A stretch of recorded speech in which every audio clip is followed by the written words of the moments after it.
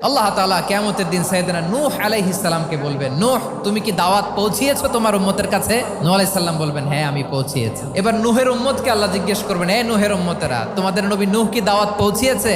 নূহের উম্মত বলবে, না আল্লাহ, কোনো দাওয়াতও আমরা পাই নাই, আপনারাও চিনি নাই, জান্নাতও চিনি নাই, জাহান্নামও চিনি নাই। নূহ আলাইহিস সালাম বিপদে পড়ে যাবেন। তখন আল্লাহ বলবেন, নূহ তোমার পক্ষে কোনো সাক্ষী আছে? নূহ আলাইহিস সালাম বলবেন, আছে। কে?